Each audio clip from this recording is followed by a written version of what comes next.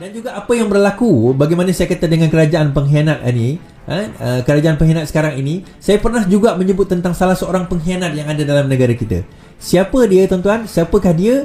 Ni saya ceritakan mengenai Santara. Santara ni, siapa Santara ni tuan-tuan? Dia ni adalah ahli parlimen Segamat.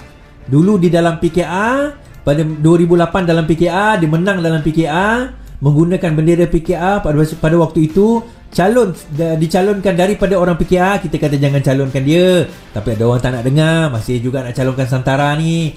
So dia letakkan jadi calon, akhirnya menang. Bila dia menang, dia antara yang keluar daripada Pakatan Harapan, daripada PKR pada waktu itu, menyertai Bersatu. Tetapi ada berita mengatakan bahawa Santara sudah pun keluar daripada Bersatu, tak tahu masuk parti mana. Dan Hamzah memberi komen, Santara keluar parti, Bersatu tak terkesan. Bersatu tidak terkesan dengan laporan ahli parlimen Segamat Santara Kumar telah menghantar surat keluar daripada parti itu kepada Setiausaha Agungnya Hamzah Zainuddin. Tuan-tuan, kalau Setiausaha Agung dah hantar surat, dah buat kenyataan, maksudnya betul lah. Kan, takkan Setiausaha Agung tak dapat surat. Dia Setiausaha Agung kot. Seorang ahli parlimen yang mengambil keputusan untuk keluar parti tidak akan memberi kesan besar. Tindakan seperti itu hanyalah berdasarkan kepentingan dirinya saja.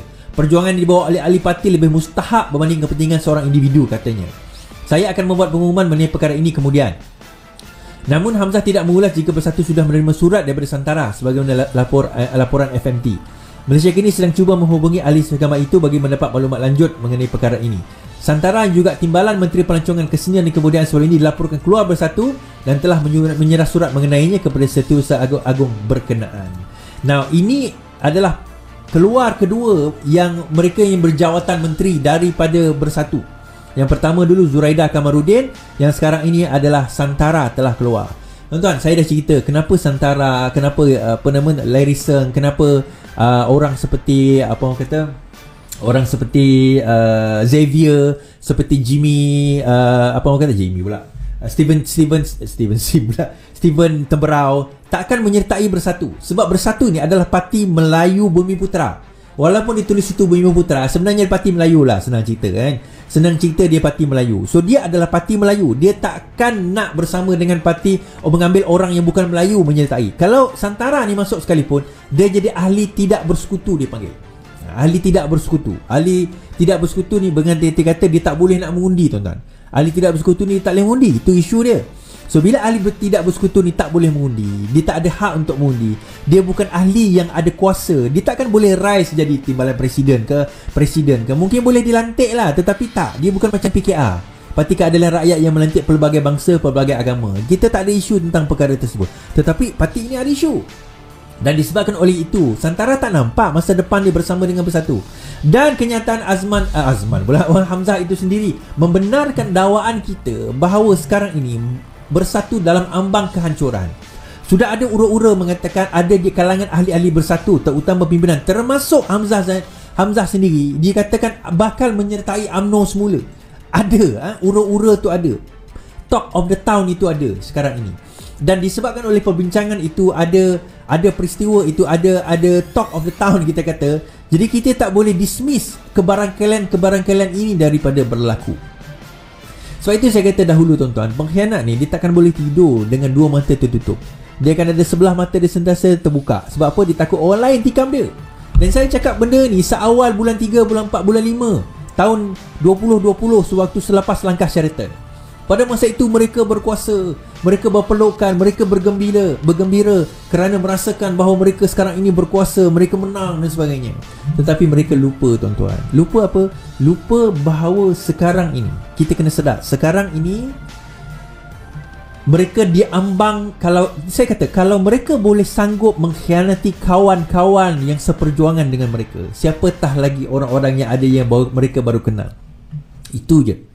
Dan mereka tak akan aman dalam pengkhianatan, tuan-tuan. Dan pengkhianat ini akan sentiasa cikam menikam di antara satu sama lain. Bersatu sekarang ini duk bincang dengan PAS, nak guna logo sendiri, tapi dalam masa sama berbincang dengan Pakatan Harapan, dalam masa sama berbincang dengan UMNO. So dia kat mana?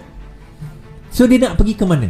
Jadi orang pun mula mencurigai mereka, orang pun mula memandang rendah, orang pun mula rasa macam boleh percaya ke golongan ini. Sebab itu saya kata kompetensi itu nombor 2. Nombor 1, trustworthiness, kebolehpercayaan. Kalau orang itu tidak boleh dipercayai dalam membawa kepemimpinan umpamanya, dia tak boleh pergi ke mana. Dan pasukan itu tidak akan dapat dibina dengan orang kata apa, dengan kepemimpinan dan kepimpinan yang ada. Dengan leader dan leadership yang ada, dia takkan boleh drive pasukan itu ke arah yang lebih jauh. Sebab itu bila orang tanya saya tentang muda sekalipun, saya tak nampak muda tu boleh pergi jauh, to be honest. Sebab saya tak nampak satu charismatic leader yang mempunyai visi yang jauh. Saya tanya tuan-tuan, mudah je, muda ni perjuangan dia apa? Perjuangan dia untuk anak muda? Tak. Muda ni nama je muda, tetapi akronim muda tu maksud dia lain. So perjuangan dia, kalau akronim pun tuan-tuan tak boleh sebut at the top of your head, tak boleh nak sebut perjuangan dia. Kita tahu kalau saya sebut UMNO, produk dia apa, tuan-tuan boleh sebut. Kalau saya sebut PAS, produk dia apa, tuan-tuan pun boleh sebut. Kalau saya sebut PKR pun tuan-tuan boleh sebut. Kalau saya sebut DAP pun tuan-tuan boleh sebut. Kalau saya sebut muda, apa perjuangan dia? Jadi kalau seseorang tidak punya perjuangan dan hala tuju yang jelas, dia orang tak boleh pergi ke mana. Nak harapkan batang tubuh Syed Saddiq yang popular di social media seseorang tak cukup. Saya tanya tuan-tuan dan perempuan yang mana profession lah, orang kata yang mahir, yang mungkin biasa dalam politik. Selain Syed Saddiq, dalam muda, siapa yang tuan-tuan dan perempuan kenal? Selain yang daripada dekat Puteri Wangsa tu, saya pun tak ingat nama dia. Selain daripada mereka berdua, siapa lagi tuan-tuan dan perempuan kenal? Tak ada kan? Jadi macam mana dia nak pergi ke depan? Dan sekarang ini, kalau dalam Pakatan Harapan, kita nampak muka Syed Saddiq menempel dalam program Nadi Rakyat tu. Ini menarik sangat menarik dekat situ. Jadi saya nampak Bersatu ni dia tak boleh pergi ke mana, muda pun tak boleh ke mana, melainkan dia kena ubah sesuatu dalam hala tuju dia. Merubah sesuatu dalam hala tuju dia. Jadi sekarang ini kerajaan nak buat dalam proposal, saya tahu dah dibentangkan tentang Akta Anti Lompat Parti. Dekat New Zealand, dia ambil contoh New Zealand. Di New Zealand dia namakan Akta Waka Jumping. Akta Waka Jumping is a local colloquium term for a member of parliament switches political party between elections, taking the parliamentary seat with them and potentially upsetting electoral proportionality. Ini ada dekat New Zealand, Waka Jumping dia kata. Dekat Malaysia dia nak buat Akta Anti Lompat Parti. Doesn't matter lah, tetapi banyak persoalan sebenarnya yang kita kena timbulkan daripada Akta Lompat Parti ini. Di samping kita kata dia tak lompat parti supaya tak tumbang kerajaan, tetapi bagaimana persoalan kalau sekiranya Perdana Menteri itu seorang Perdana Menteri yang korup, seorang Perdana Menteri yang teruk, ahli-ahli dia sekarang ini cuba nak lompat parti kerana nak jatuhkan dia. Bagaimana? Bolehkah keadaan itu berlaku? Boleh. Di UK sekarang ini, Boris sekarang ini dijatuhkan oleh ahli parlimen dia sendiri dengan mereka tidak bersetuju dan apa orang kata, I think dia vote for no confidence for their own prime minister. Jadi apa dinamakan lompat parti, saya tak tahu sampailah akta itu keluar baru kita bertengok definition dia. Adakah vote for no confidence against your own prime minister itu dikonsider lompat parti? Bagaimana kalau anda dipecat oleh parti? Adakah itu consider lompat parti? Ini bukan soalan saya seorang, tuan-tuan. Bersih pun antara mereka yang bertanyakan soalan ini. Bagaimana kalau seseorang itu tidak disukai dalam parti dia? Okey. So parti dia nak khianat dia pula, nak kenakan dia pecat. Adakah dia dikonsider sebagai sudah lompat parti? Bagaimana pula seseorang yang bertanding bebas menang, kemudian dia masuk ke parti A, lepas tu dia lompat ke parti B? Dia bermula bukan daripada parti A atau parti B, dia bermula daripada bebas. Persoalan itu bagaimana?